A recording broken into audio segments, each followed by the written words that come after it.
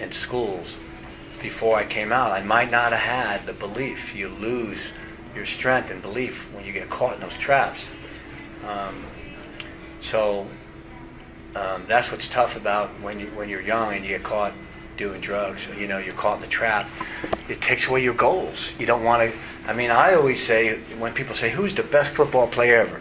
Who's the best baseball player ever?" And I always answer, "We'll never know." What do you mean? Barry Bonds, Joe Montana? No. I'm talking about the greatest athletes ever. Never went out for sports because they were 8 years old when they got addicted to drugs. And they never went out for a sport. Or something happened, something terrible happened in their life. And because of drugs or booze, they passed away when they were 12 and they never went out for sports. Those would have been the greatest athletes we ever saw. And that's the horrible thing about drugs and alcohol, that it takes away all our goals and all these beautiful children that would have been the president of the United States and governors, and they're here to help the world. These drugs destroy all of us. All of us.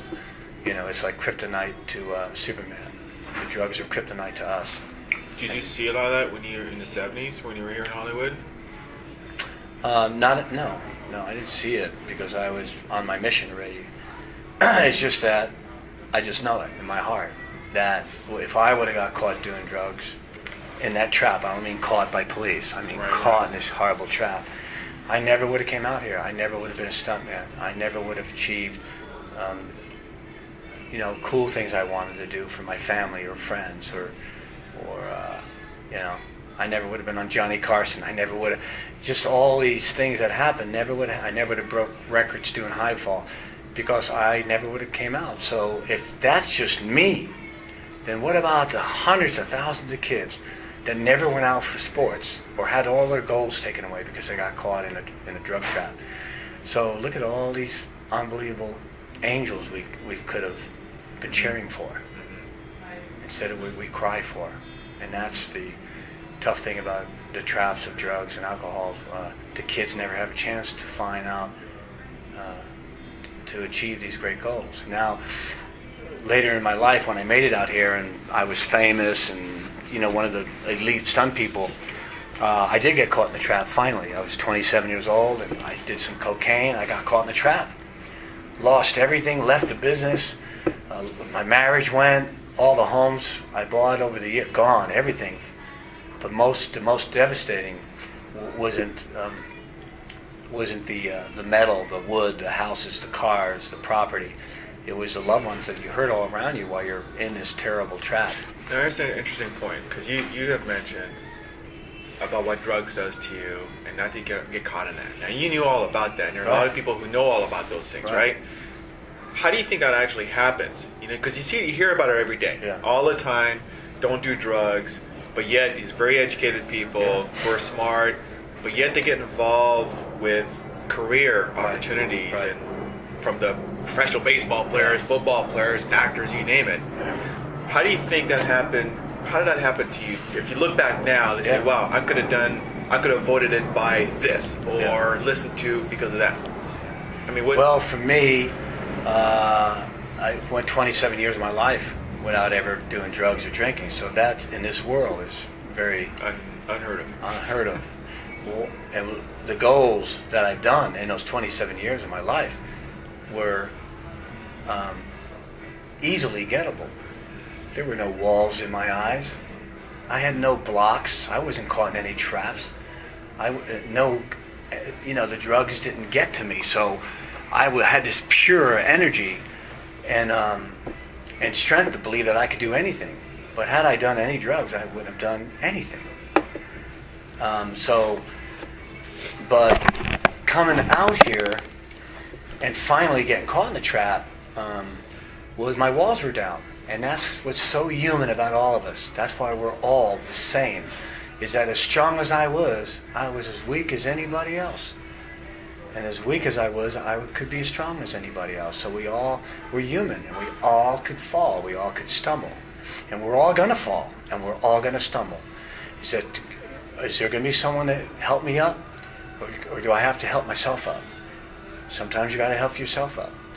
but it's also nice that when you finally get yourself up, that you really found out that you did it with help, because no one can do it by themselves. Because that's one of the very key things in the flip side is redundantly we talk about, in fact on our website it talks about influence, decision, outcome. I always believe that everybody's influenced by something. Yeah. Somehow you get it from somewhere, or like Muhammad Ali, or the drug user across the street. So is there? Can you recall a moment, or like the first time you took that whiff or whatever, or the hit? To be honest, was it at the party? I planted so many seeds around me in high school and out here in California that there wouldn't be one person that knew me would even offer me cocaine or alcohol. Because I planted so many seeds that they feared me in an idle way. Right. They feared me. They respected you. Right, but they also would never offer to me because they probably would feel I would not want to be around them, or I would not hire them. Because, I mean, the rumor back in the 70s and the early 80s was, don't tell Dennis Madalone that you drink beer because he won't even hire you if you drink beer. And that was a great rumor because that's how straight I was, that people were scared to drink a beer around me. They thought I wouldn't hire them. Well, it wasn't true, but they were pretty close. I don't want to be around, and that's just how I was. I planted those kind of seeds, and maybe I planted those strong seeds because I didn't want anyone ever to offer me anything. Because I'm as weak as anybody else, and I'm as strong as anybody else. Because we all have our moments when you can't break through this wall, and then we have our moments where we'll just melt. And I had that moment. I was in the Virgin Islands doing The Greatest American Hero, second season. A stranger kept coming up to me in a nightclub. Here, smell this, cocaine. No. But at the time, I had no one to protect me. I didn't have the rumors of my strength, because he was a stranger. I didn't have my cape on that night.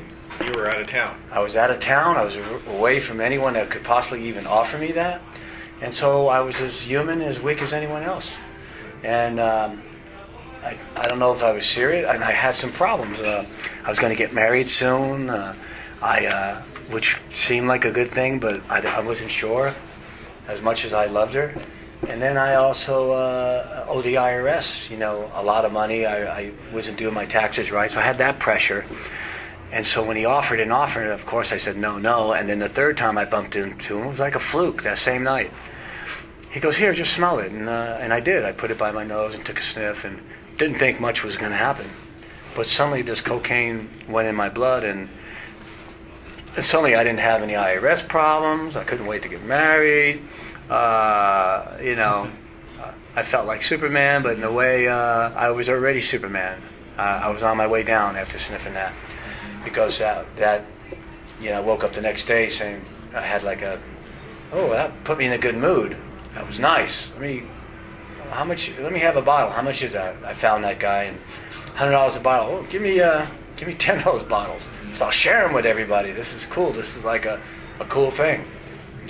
So eventually we're all going to get caught in some kind of trap where it's either a cool thing or you're caught in the trap because you're addicted, or you're escaping from some problems, physical or mental or IRS or whatever.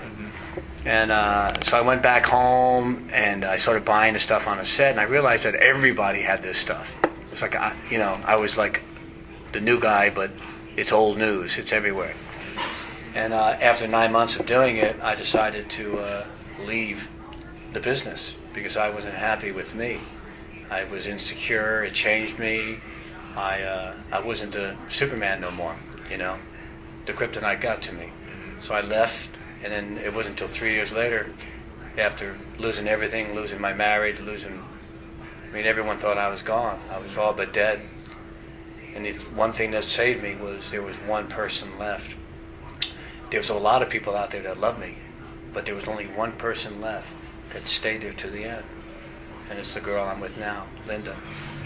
And I didn't want to give her that sad story. I was probably a week from dying. And we were almost in the street. And there wasn't going to be any miracle for me. Superman wasn't going to bust through the wall and save us. But what saved me was love. And I saw the love in Linda's eyes.